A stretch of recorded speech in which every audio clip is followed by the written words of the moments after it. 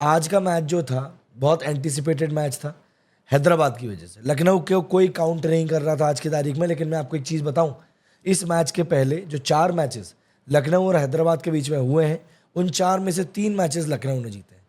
मतलब कि upper hand जो था वो हमेशा से ही लखनऊ के पास में था।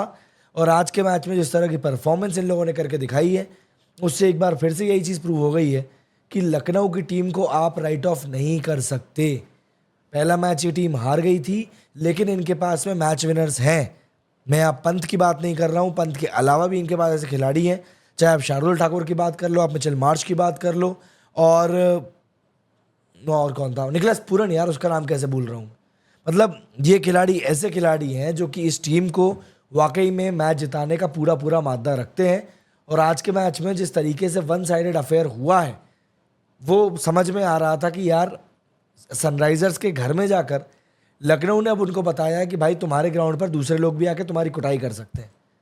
और लॉर्ड शार्दुल ने तो भाई आज जो गेम दिखाया है, मतलब इस बंदे को जब ऑक्शन चल रहा था तब किसी टीम ने खरीदा नहीं था, और उसके बाद ये बंदा आकर लखनऊ को हर मैच में विकेट्स निकाल के दे रहा है। इनका प्राइम बॉलर बन चुका है। लास्ट मैच जो सनराइज ये लखनऊ वाले हारे थे, उस मैच में भी इस बंदे ने 2 विकेट निकाले थे। तो आप ऐसे प्लेयर्स की आखिर रिस्पेक्ट क्यों नहीं करते हो? जो ये आईपीएल के फ्रेंचाइजीज हैं, ये क्यों विदेशियों के पीछे भागते रहते हैं जब आपके खुद के देश में ऐसे जेम ऑफ अ प्लेयर पड़े हुए हैं? भाई शार्दुल ठाकुर 2023 की वनडे वर्ल्ड कप टीम का हिस्सा था, और वो ऐसे ही नहीं था। अभी जो रणजी ट्रॉफी कंडक्ट हुई है, उसमें मुंबई की तरफ से कंटिन्यूसली शार्दुल ठाकुर ने अच्छा परफॉर्म किया, कंटिन्यूसली। और उसके बावजूद भी आप उसको मतलब इतना इग्नोर कर रहे हो, समझ में नहीं। मतलब आप कैसे उस बंदे को इग्नोर कर सकते हो? सिंपल सा फैक्ट मुझको बस ये समझ में नहीं आ रहा। आज शार्दुल ठाकुर ने जो लखनऊ के लिए किया है, उसके बाद तो शार्दुल के इनको चरण धोने चाहिए कि भाई हमने क्योंकि शार्दुल इनने कभी नहीं खरीदा था। इनका जो मेन बॉलर था वो बाहर हुआ, तो ये लोग शार्दुल को एज अ रिप्लेसमेंट लाए। और शार्दुल सिर्फ और सिर्फ ऐसा नहीं है कि बॉल से ही कमाल करता है, वो बैट से भी कमाल करता है। और लिटरली हैदराबाद जो आज 300 मारने के सपने देख रहा था, आज उसके पूरे सपने चकनाचूर हो गए इस जगह पर। काव्य मारन के ही लिए बस मुझे यहाँ पर बुरा लग रहा है। मैं फिर से वही बात कहूँगा, और किसी का तो इतना कुछ जलवा फरोशी है नहीं। लेकिन आज बहुत अच्छा गेम दिखाया लखनऊ ने, और अगर ऋषभ पंत को छोड़ दिया जाए तो पूरी टीम ने अच्छा खेला है। चाहे आप बॉलर्स की बात कर लें, आप बैट्समैन की बात कर लें, हर किसी ने अपने आप को टाइम दिया, अपनी स्किल्स को अप्लाई किया, एंड उसके बाद ही आउटकम ये निकल कर सामने आया है। और देखिए क्या होता है, हर टीम के पीछे ना काफ़ी लोगों की कोशिश होती है। जहीर खान का भी हम यहाँ पर नाम लेना चाहेंगे, क्योंकि सबने यहाँ पर मेहनत करी और रिजल्ट हमको दिख रहा है। बट आज सनराइजर्स हैदराबाद जिस तरीके से आउट हुआ है, एक चीज़ क्लियर तौर पर सभी फ्रेंचाइजीज को जाएगी कि ऐसा नहीं है कि आप हैदराबाद में जाकर आप हैदराबाद को हरा नहीं सकते, आप हैदराबाद को रोक नहीं सकते।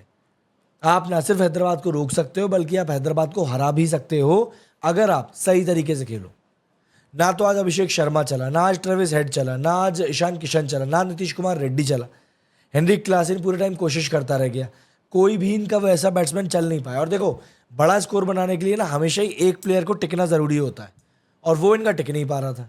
और जब वो टिका नहीं तो ऑब्वियस सी बात है, क्या बताएं, बड़ा स्कोर बन नहीं पाया। और हैदराबाद के स्टेडियम में आप अगर 210 220 का स्कोर ना बनाओ ना, तो फिर उस वहाँ पर आप मैच क्रिएट नहीं कर सकते। और आज के मैच में भी एक वही चीज़ निकल कर सामने आई है, वही चीज़ बहुत हद तक क्लियर भी हुई है, बल्कि मैं ये कहूँगा। क्योंकि जिस तरीके से शार्दुल ठाकुर ने मतलब आज हैदराबाद के साथ कांड किया ना, मज़ा आ गया। एक बार स्कोर कार्ड दिखाता हूँ आप लोगों को, जिससे कि आपको भी समझ में आए कि कैसी क्या चीज़ें आज हुई हैं। क्योंकि अच्छा मैच हुआ यार, बढ़िया मैच हुआ है, और ऐसे मैचेस देखने में ना लिटरली मज़ा भी आता है। मैं सिंपल सा बात यही कहूँगा। मैं आपको पहले स्कोर कार्ड दिखाता हूँ कि स्कोर कार्ड के क्या सूरत हाल हैं।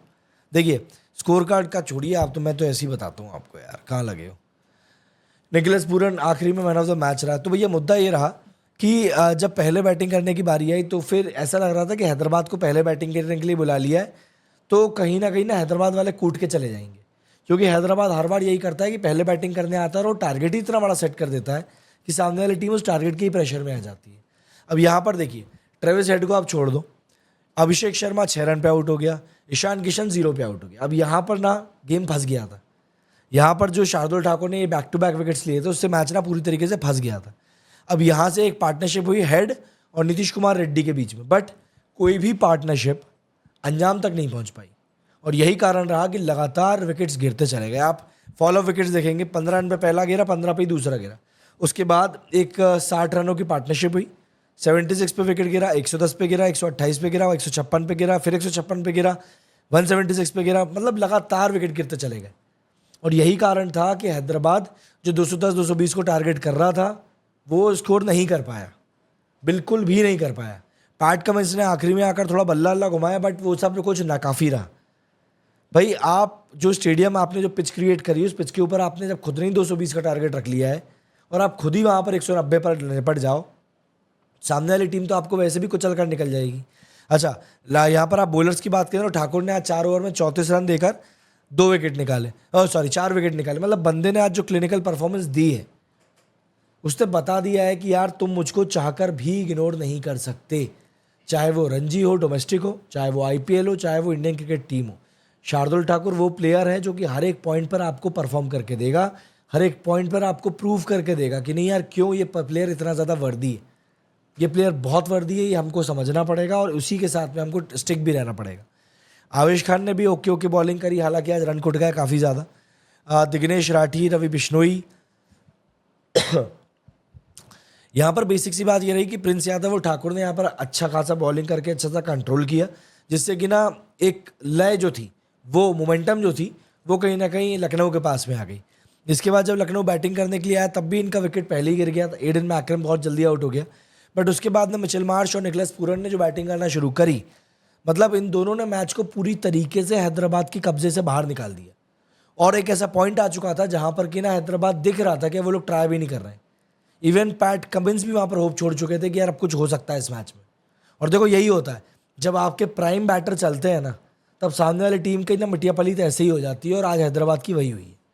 मैं ये नहीं कहूँगा कि हैदराबाद वालों ने ख़राब क्रिकेट खेला, बट आज लखनऊ वालों ने अच्छा खेला, और उन्होंने जिस तरीके से परफॉर्म किया वो ये बताने के लिए लिटरली एक एग्जाम्पल सेट करके गए वो लोग लखनऊ वाले कि आप कैसे हैदराबाद को रोक सकते हो, क्योंकि ऐसा नहीं कि इनको रोकना नामुमकिन है। बट अगेन पंत आज एक बार फिर से फेल हो गए, 15 बॉलों में 15 रन बना के बंदा निपट लिया। और पंत का ये जो फेल होना है ना, ये आने वाले समय में इनकी टीम को बहुत अखरेगा, क्योंकि 27 करोड़ आपने पंत को सिर्फ कप्तानी के नहीं दिए, बल्कि आप एक एज अ बैटर भी उसका इम्पैक्ट देखना चाहते हो। और एज अ बैटर अगर पंत कुछ भी चीज़ ऐसी प्रूव करके नहीं देते हैं तो ऑब्वियस सी बात है परेशानी सिर्फ और सिर्फ पंत के लिए बढ़ेंगी और किसी के लिए नहीं। लेकिन हाँ, यहाँ पर एक चीज़ देख माननी पड़ेगी कि जिस तरीके से फिलहाल लखनऊ आगे बढ़ रही है, एक मैच खेला है हार गए, दूसरा मैच खेला है जीत गए, मतलब यहाँ पर 50-50 का रेशो तो इनके साथ चल रहा है। बट अगर इनको लंबा खेलना है तो इनको लगेगा कि इनके सिर्फ 2 प्लेयर के ऊपर डिपेंडेंट आ रहा है। भाई निकलस पूरन की अगर हम बात करें तो पूरन इनके लिए हमेशा से चल रहा है। भाई तो आप कब तक पूरन के ऊपर डिपेंड करोगे, कब तक करोगे? आपको चाहिए कि आपके बाकी के बैट्समैन भी स्टैंड अप होकर बोले कि हाँ भाई हम भी संभालते हैं मैच, और आप हमेशा एक ही बैट्समैन के ऊपर डिपेंड करके नहीं चल सकते। भाई काव्या मारन का चेहरा आज उतर गया, वो एक ज़रूर बहुत दुखद बात हुई है, बट स्टिल मैच तो काफ़ी ऐसा हुआ जिसको कि देखकर लगा कि चलो ठीक है भाई, यहाँ मज़ा आया है। कुछ एक कमेंट्स लेते हैं सबसे पहले तो कि भाई कैसे के कमेंट लोगों के सामने आ रहे हैं।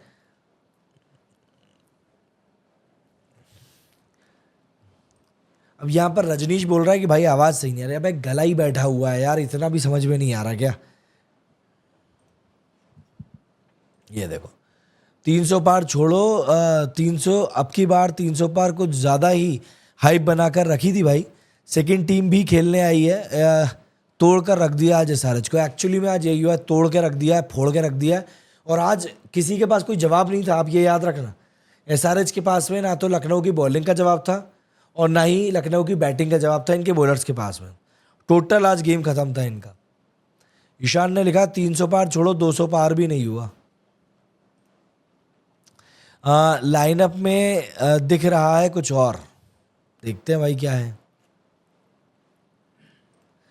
आलम भाई बोल रहे हैं Pant is totally off colour. Pant अगर कलर वापस नहीं आया ना तो ये पंत जो है ना बहुत जल्दी आपको ना सीढ़ियाँ उतरता हुआ भी दिखाई दे जाएगा। 27 करोड़ रुपए में बिके हो तुम, और उसके बाद तुम ऐसे टुटपुंजी शॉट खेलकर आउट हो रहे हो, एक छक्का मार के आउट हो जा रहे हो। अबे नहीं खेलते बन रहे शॉट तो कम से कम आखिरी तक मैच जिता के ही ले जाओ, कि ये तो रहेगा कि चलो कप्तान हमारा नॉट आउट वापस आया। तुम वो भी नहीं कर पा रहे। मतलब एक्चुअली में सोचने वाली बात है कि आप क्या कर रहे हो खुद के साथ में, किस तरीके से आप चाह रहे हो कि भाई आप अपनी टीम को आगे लेकर जाओगे। 2 मैच हुए हैं अभी, आपको 12-13 मैचेस और खेलने हैं। कहाँ से कितना मोटिवेशन ला पाओगे भाई। हाँ भाई, आ गया स्वाद। 300 पार कर रहे थे एलएसजी के खिलाफ। लखनऊ की बैटिंग का निकलेस पूरन और मिचेल मार्श पर ज़्यादा डिपेंडेंसी लग रहा है, मैच में भी और इस मैच में भी। वो तो देखो हो ही रहा है। मैं बोल रहा हूँ ना कि अगर आप एक दो प्लेयर के ऊपर ही पूरे टाइम डिपेंड करके रहोगे तो ये पॉसिबल है ही नहीं कि आप एंड तक चले जाओ। भाई there will be a day जहाँ पर ये लोग फेल होंगे। उस दिन आपका कौन बैट्समैन आएगा? भाई पंत तो मुझे कहीं से कहीं तक नहीं लग रहा कि बंदा उठा सकता है, क्योंकि ये बंदा इस तरीके से खेलता है कि लगता ही नहीं कि खेलने की कोशिश कर रहा है। तो जब आप इतना घटिया खेलते हो तो अपने आप ही आप टीम के ऊपर प्रेशर क्रिएट कर देते हो। इंडिया में सारे जुआरी भरे पड़े हैं लिटरली भाई, ये तो कह रही फैक्ट। सारे प्रोडिक्शन गुरु के बैंड बज गई। किसकी किसकी बजी है ये और नाम लिख के बता देते तो अच्छा रहता। Samad also good hitter. आखिरी में आके समद ने वैसे अच्छी हिटिंग करी है, आज बढ़िया हिटिंग करी थी। तबाही टीम आज खुद ही देगा भाई, इससे ही तो होता ही है भाई। बारूद से आप खेलने जाओगे तो ज़रूरी तो नहीं कि हर बार पटाखा ही फूटेगा, कभी कभी हो सकता है आपका हाथ भी जल जाए। वही हुआ है सनराइजर्स के साथ में। Rishabh Pant is overpriced, he is not playing better than Shashank Singh. अब शशांक सिंह से तो कंपेयर ही मत करो। वो बंदा सिराज के आखिरी ओवर में 23 रन कूट गया और ये बंदा 5 रन ना बना पाया सिराज के ओवर में। सब तो सही थी। मैंने आज प्रोबो में 408 रुपये से एलएसजी पे ट्रेड किया था, 1000 रुपये मिल गया। अरे वाह भाई, खुश रहो भाई। ये पूरन तो हेड का भी दादा नहीं। पूरन भाई हमेशा ही खेलता है यार, हमेशा पूरन कुत्ता बनाता है दूसरे के बॉलर को, हमेशा। कभी भी ऐसा नहीं हुआ कि यार ये बंदा पीछे छूट गया, हमेशा ये कूट के जाता है। आपको तो ये बात समझनी पड़ेगी। मैं तो कोई अनुराग द्विवेदी नाम का आज जिसने बोला था कि इंडिया पाक से हारेगा। अरे भाई इंडिया पाकिस्तान कहाँ गया भाई, हलवा समझ रखे थे क्या? एक्चुअली में कई लोगों ने हलवा समझ के रखा हुआ था और इसीलिए आज ये हालत हुई है इन लोगों की। अगर नहीं हलवा समझा होता तो शायद ये लोग अच्छा खेल के चले जाते। मैं बस इतना कह रहा हूँ।